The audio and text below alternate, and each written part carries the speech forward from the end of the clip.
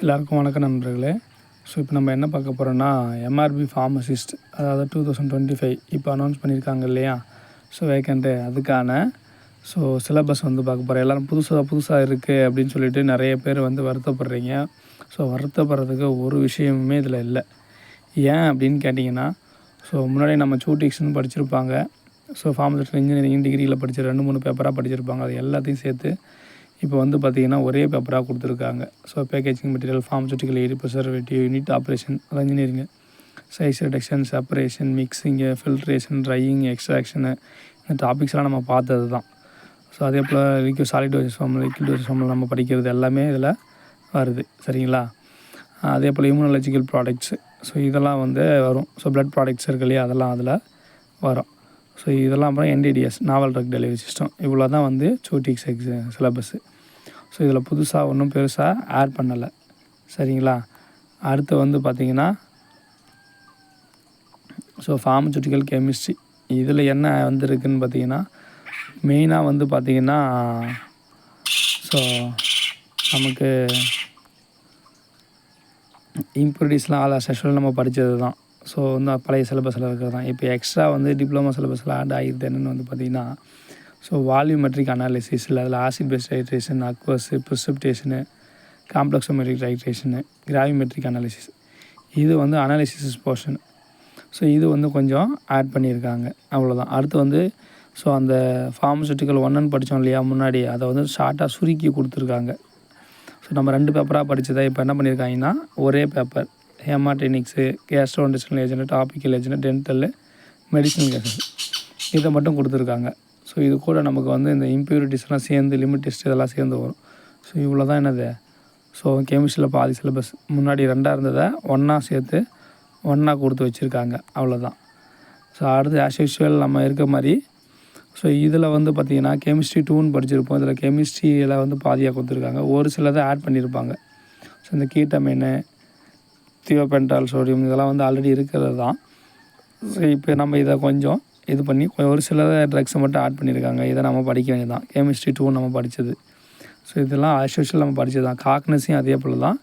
As usual நம்ம என்ன படித்தோமோ அதை அப்படியே கேட்டு வச்சுருக்காங்க. லாக்ஸேட்டிவ், கார்பனேட்டிவ்ஸு, சிலபஸ் வந்து பிரித்து ஒரு மாதிரி கொடுத்து வச்சுருக்காங்க, அவ்வளோதான். வந்து இதுவும் வந்து சேம் சிலபஸ் தான். நமக்கு பெரிய மாற்றங்கள்லாம் ஒன்றும் இல்லை. அடுத்து வந்து பார்த்திங்கன்னா ஹெச்ஏபி ஆஸ் யூஷுவல் நம்ம என்ன படித்தோமோ அதே தான். பெருசாக ஹெச்ஏபிலாம் என்ன பாடியில் இருக்கோ அதை தான் படிக்க போகிறோம். அது எந்த சிலபஸும் மாற்றமே கிடையாது. Blood, lymphatic system, respiratory system, cardiovascular, nervous, sensory organs, urinary system, இவ்வளோ தான். எண்டோக்ரைன், ரீப்ரொடக்டிவ், இதெல்லாம் வந்து இது பண்ணுற மாதிரி இருக்கும், அவ்வளோதான். இதெல்லாம் வந்து புது சிலபஸ் கிடையாது. நமக்கு புதுசாக வந்தது எதுன்னு பார்த்திங்கன்னா இந்த சோசியல் ஃபார்மசி. சரிங்களா? இது வந்து கொஞ்சம் புதுசாக ஆட் பண்ணியிருக்காங்க. இதில் அதுவும் வந்து பார்த்திங்கன்னா நம்ம முன்ன ஹெச்சிபி ஹெல்த் எஜுகேஷன் படிச்சிருப்போம். இதில் வந்து பார்த்திங்கன்னா இப்போ சோசியல் ஃபார்மசின்னு பிரித்து கொடுத்துருக்காங்க. கம்யூனிட்டி ஃபார்மசின்னு பிரித்து கொடுத்துருக்காங்க. சரிங்களா? இதில் வந்து மெயினாக என்னென்னு வந்து பார்த்திங்கன்னா, சோசியல் ஃபார்மசினா என்ன, மெயினாக WHO என்னவாக இருக்குது, நேஷ்னல் ஹெல்த் பாலிசி, அப்புறம் நேஷ்னல் ஹெல்த் மிஷன். இதெல்லாம் வந்து பார்த்திங்கன்னா இப்போ நம்ம டிபிஹெச்சுக்குள்ளே வரும்போது இந்த ஹெல்த் மிஷன்லாம், என்ஹெச்எம்னா என்ன, ஹெல்த் பாலிசினா என்னன்னு நமக்கு தெரிஞ்சிருக்கணும். இதில் வந்து கொஷின்ஸ் அதிகமாக கேட்க வாய்ப்பு இருக்குது நமக்கு. சரிங்களா? ஏன்னா நம்ம ஃபார்மசிஸ்ட்ன்றதால நமக்கு இந்த ஹெல்த் மிஷன்ஸில் வந்து நிறைய இது பண்ணுவாங்க. அதே போல் இந்த நியூட்ரிஷனு, இதெல்லாம் வந்து நம்ம நல்லா பார்க்கணும். இப்போ வாட்டர் பொல்யூஷனு, இதெல்லாம் என்ன, வாட்டர் பார்ன் டிசீஸ் என்ன, ஏர் பார்ன் டிசீஸ் என்ன, இதெல்லாம் நம்ம ஹெல்த் எஜுகேஷனில் படித்தது தான். இதில் பெருசாக ஒன்றும் இது கிடையாது. ட்ரக் மிஸ்யூஸில் என்ன நடக்குது அப்படின்றதெல்லாம் நம்ம இதில் பார்க்க போகிறோம்.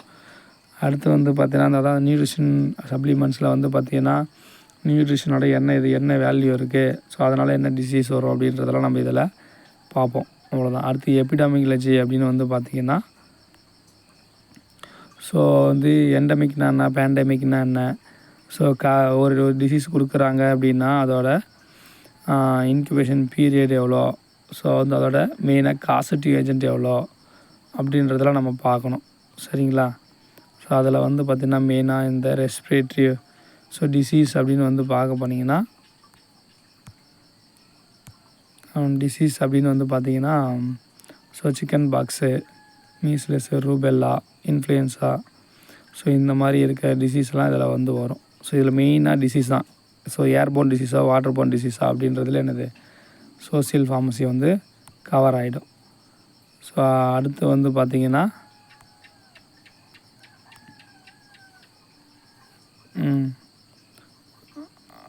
அடுத்து ஃபார்மகாலஜி ஆஸ் யூஷுவல் நம்ம என்ன படித்தோமோ எல்லா சிஸ்டமுமே கவர் ஆகும். அதை நம்ம ஆல்ரெடி படித்த பழைய சிலபஸ் தான்.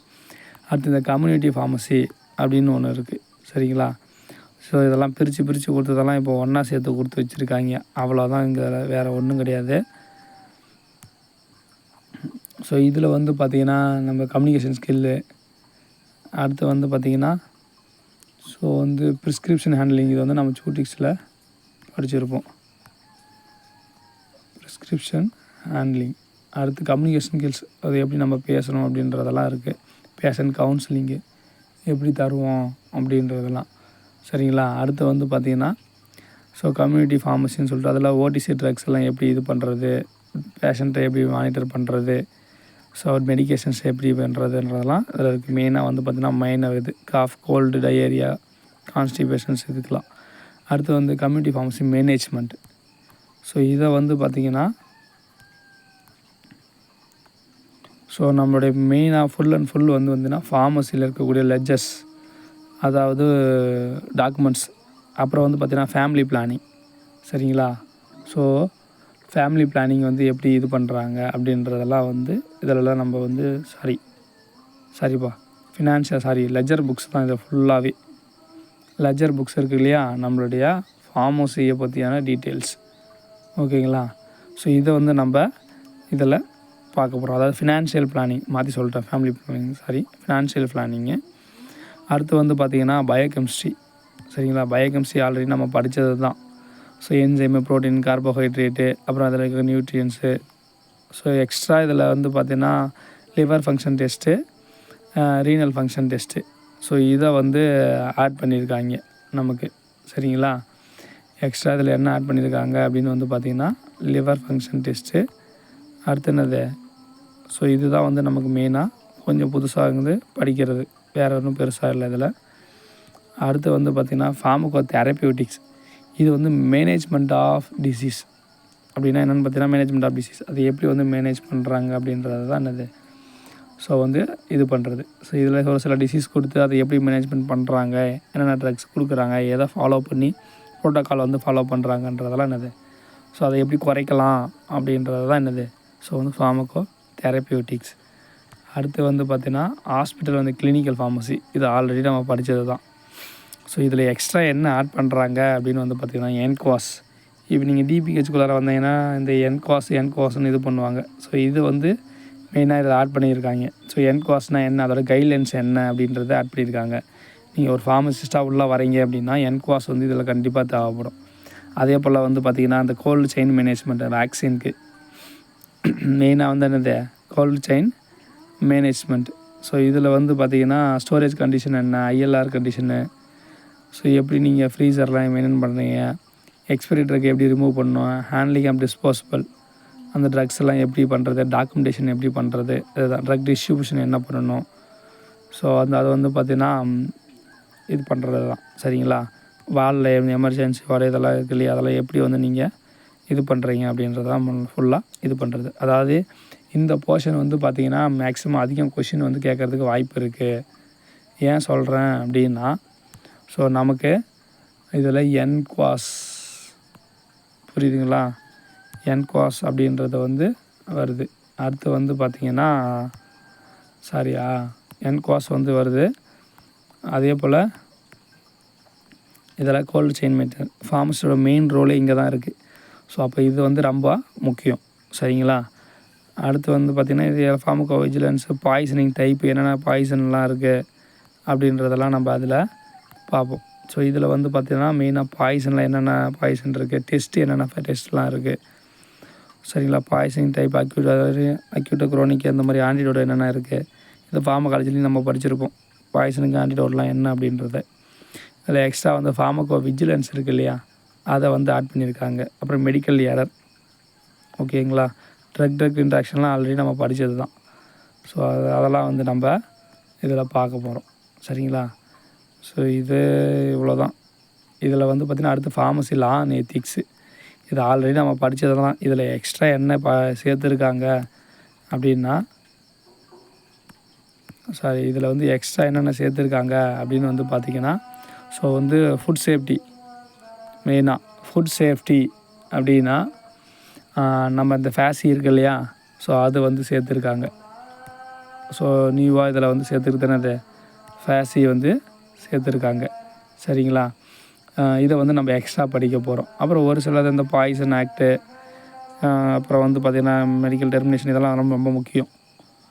ஆல்ரெடி நம்ம படிக்கிறது தான். இதில் வந்து பார்த்திங்கன்னா என்ன படிக்கணும் அப்படின்னு வந்து கேட்டிங்கன்னா, மேக்ஸிமம் லைசன்ஸு, அதோட ரினியூவல் என்ன, பெனால்ட்டி என்ன, அப்புறம் அந்த எந்த ஆக்ட் வந்து எந்த இயரில் கொண்டு வந்தாங்க அப்படின்றதுலாம். இதில் நிறையா வந்து பார்த்திங்கன்னா இந்த NDA நியூ ட்ரக் அப்ளிகேஷன்ஸ், அதெல்லாம் வந்து இதில் எக்ஸ்ட்ரா ஆட் பண்ணியிருக்காங்க. ஸோ இவ்வளோ தான் இதில் நம்ம படிக்க போகிறது. ஆல்ரெடி நிறைய படித்தது தான். இதில் மெயினாக வந்து பார்த்திங்கன்னா ஃபார்மகோ தெரப்பியூட்டிக்ஸ் ஒன்று, அடுத்து வந்து பார்த்திங்கன்னா கம்யூனிட்டி ஃபார்மசின்னு ஒன்று, அதில் கொஞ்சம், அதுக்கப்புறம் வந்து பார்த்திங்கன்னா சோசியல் ஃபார்மசி. இது 3 தான் நம்ம எக்ஸ்ட்ரா புதுசாக படிக்க போகிற டாபிக்ஸ். ஸோ அதுவும் எல்லாம் மிக்ஸ் ஆகி தான் ஒரு சில டாபிக்ஸ் முக்கியமானதாக இருக்கும். ஸோ இதெல்லாம் நம்ம சேர்த்து படிக்க போகிறோம். ஸோ இந்த இம்யூனைசேஷன்லாம் இருக்குது இல்லையா, அதெல்லாம் சேர்ந்து நல்லா படிக்க போகிறோம். அவ்வளோதான். ஸோ இதில் பயப்படுறதுக்கு ஒன்றுமே இல்லை. பழைய புக்ஸும் ஃபாலோ பண்ணலாம், புது புக்ஸும் ஃபாலோ பண்ணலாம். புது புக்ஸ்னால் சிலபஸ் வைஸ் ஆர்டராக இருக்கும், பழைய புக்ஸ்னால் அதே தான் இருக்கும். முன்ன பின்ன டாபிக் வந்து சப்ஜெக்ட் சேஞ்ச் ஆகிருக்கும், அவ்வளோதான். சரிங்களா? நல்லபடியாக படிங்க, பார்த்துக்கலாம். நல்லா எக்ஸாம்ஸ் வந்து ஸ்கோர் பண்ணலாம். பயப்படாதீங்க, ரொம்ப இது ஈஸி தான். கொஞ்சம் மிக்சிங்காக கொடுக்குறதால கொஞ்சம் பயமாக இருக்கும், அவ்வளோதான்.